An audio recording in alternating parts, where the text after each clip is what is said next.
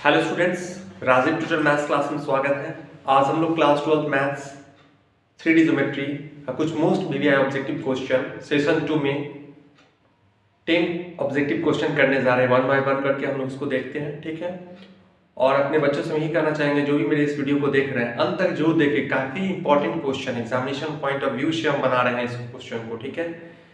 हर exercise का session 3 तक हम ले जा रहे हैं ऑब्जेक्टिव क्वेश्चन, जो काफी इंपॉर्टेंट है। आपको विश्वास नहीं तो आप एग्जाम देख के आइए तो पता चल जाएगा कि मेरा कितना क्वेश्चन लगता है एग्जाम में, ठीक है। मैं 100% बोल रहा हूँ, जो भी मैं क्वेश्चन बनाता हूँ बिल्कुल एग्जामिनेशन पॉइंट ऑफ व्यू से ही बनाता हूँ। तो ठीक है, आप लोग इसे जरूर अंत तक देखें बिना स्किप किए, और कमेंट में जरूर लिख के मुझे बताएं कि आपको मेरा वीडियो कैसा लगा, ठीक है। तो चलिए स्टार्ट करते हैं। इस सेशन 2 में हम लोग 10 ऑब्जेक्टिव क्वेश्चन करने जा रहे हैं, तो वन बाय वन करके हम लोग देखते हैं उसको, ठीक है। तो चलिए सबसे पहले 3D ज्योमेट्री का सेशन 2 का पहला जो क्वेश्चन है, y अक्ष की द्विकोणीय होती है। ऑप्शन ए में 0, 0, 0, ऑप्शन बी में 1, 0, 0, ऑप्शन सी में 0, 1, 0, ऑप्शन डी में 0, 0, 1। तो हम लोग जानते हैं y अक्ष, x अक्ष और z अक्ष। त्रिकोणीय का मतलब हो गया एंगल।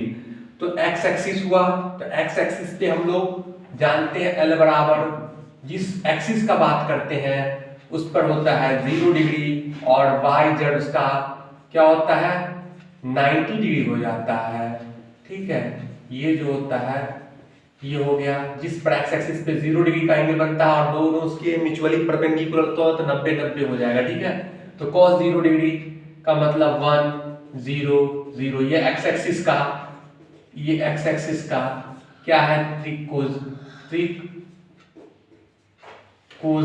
होती है, ठीक है। उसी तरह से y एक्सिस का अगर बात करेंगे, ठीक है, तो y एक्सिस का मतलब बस कुछ नहीं करना है, ये हो गया 90, ये 0 डिग्री और ये 90 डिग्री, मतलब 0 1 0, ठीक है। तो इसका जो सही आंसर होगा वो आपको सी हो जाएगा।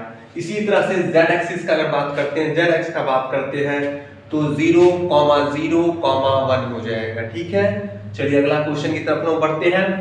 x अक्ष की त्रिकोणीय का योग, देखिए सभी में होता है, वो चाहे x एक्सिस हो, y एक्सिस हो, z एक्सिस हो, तीनों एक्सिस में त्रिकोणीय का जो योग होता है वो हमेशा 1 होता है, ठीक है। तो इसका सही जवाब में a में 1 है, b में 2 है, c में 3 है और d में 4। इसका सही जवाब होगा 1।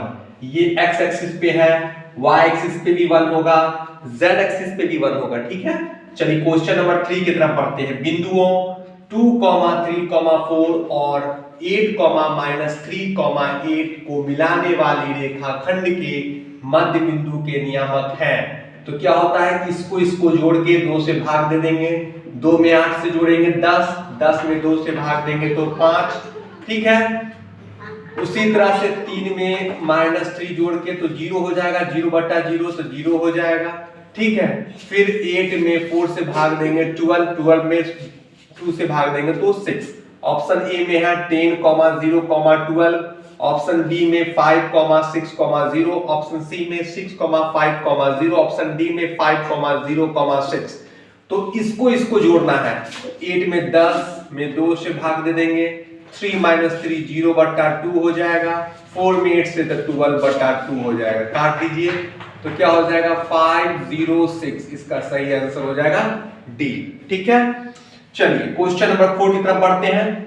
यदि L, M, N एक सरल रेखा की द्विकोणीय है तो ऑप्शन ए में L² + M² + N² 0, option B में L² + M² + N² 1, option C में 0, ऑप्शन डी में 1। तो LMN का जो सरल त्रिकोणीय होती है वो L² + M² + N² 1 होती है। ये बिल्कुल सही जवाब है और इसको आप याद रखो, ये बार-बार ऑब्जेक्टिव क्वेश्चन पूछता ही है, ठीक है। चलिए अगला क्वेश्चन की तरफ बढ़ते हैं। क्वेश्चन नंबर 5 की तरफ देखते हैं। Z अक्ष तल का समीकरण है, A में है x = 0, B में है y = 0, C में है z = 0, D में इनमें से कोई नहीं। तो zx का मतलब y बराबर 0, इसका सही, इसमें y नहीं है, इसका मतलब y इक्वल टू 0, इसका सही जवाब है। उसी तरह से अगर xy तल में पूछेगा तो इसमें क्या नहीं है, तो z नहीं है, तो z बराबर 0, ठीक है। yz तल में पूछेगा तो इसमें क्या करेंगे, x बराबर 0, ठीक है। इसको आप बिल्कुल याद रखें, ये एग्जामिनेशन पॉइंट ऑफ व्यू से काफी इंपॉर्टेंट है, एग्जाम में बार बार एग्जाम में पूछा हुआ क्वेश्चन है, ठीक है। चलिए क्वेश्चन नंबर 6 की तरफ बढ़ते हैं। तो बिंदुओं -2, 6, 7 और 1, 2, 7 के बीच की दूरी है, ये दूरी सूत्र का प्रयोग होगा, a में 5, b में 7, 9, c में d में 4। तो इसको कैसे बनाते हैं, तो देखिए एकदम आसान क्वेश्चन ही भी है। -2 है 1, तो 1, ठीक है, +2 का होल स्क्वायर प्लस ये 2 हो गया और ये 6 होगा, 2 में से 6 को घटा देंगे, इसका फिर स्क्वायर कर देंगे, प्लस 7 में से 7 को माइनस कर देंगे और इसका होल स्क्वायर कर देंगे, ठीक है। तो क्या हो जाएगा, 3 का होल स्क्वायर -4 का होल स्क्वायर और 0 का होल स्क्वायर, तो 3 का स्क्वायर 9 और -4 का 16 और ये तो 0 हो जाएगा, 16 9 25, 25 का वर्गमूल क्या होता है 5। इसका सही जवाब क्या हो जाएगा, इसका सही जवाब ये हो जाएगा, ठीक है। क्वेश्चन नंबर 7 की तरफ पढ़ते हैं। दो सरल रेखाओं के दिक् अनुपात L, M, N और L1, M1, N1 है। रेखाएं एक दूसरे पर लंब होगी यदि, कब ये दोनों एक दूसरे पर लंब होगा, जब दोनों को मल्टीप्लाई करने के बाद 0 आएगा तभी एक दूसरे पे लंब होगा। देखिए ऑप्शन ए में है L/L1 बराबर M/M1 बराबर N/N1, ये बिल्कुल नहीं होगा। बी में है L/L1 plus M/M1 plus N/N1 equal to 0, ये भी नहीं होगा। L square plus M square plus N square बराबर L1 का होल स्क्वायर प्लस M1 का होल स्क्वायर प्लस N1 का होल स्क्वायर, ये भी नहीं होगा। और D जो है L1 plus M1 plus N1 equal to 0, ये सही आंसर होगा, ठीक है। चलिए क्वेश्चन नंबर 8 की तरफ बढ़ते हैं। यदि रेखा x माइनस x1 बटा a बराबर y माइनस y1 बटा b बराबर z माइनस z1 बटा c तल a2x plus b2y plus c2z plus d equal to 0 के समानांतर हो, तो ऑप्शन ए में a1 बटा a2 बराबर b1 बटा b2 बराबर c1 बटा c2, ऑप्शन बी में a1x plus b1y plus c1z equal to 0, option C में a1 a2 plus b1 b2 plus c1 c2 equal to 0, D में इनमें से कोई नहीं। तो देखिए इसमें रेखा और प्लेन दोनों है। रेखा और प्लेन जब दोनों एक दूसरे के समानांतर कब होता है, जब दोनों को मल्टीप्लाई करने के बराबर 0 आना चाहिए, ठीक है। जैसे ये a जो है, ये जो a है, ये a को a2 से मल्टीप्लाई करेंगे, ठीक है, a1 है, ये a1 सॉरी ये a1 है, ठीक है।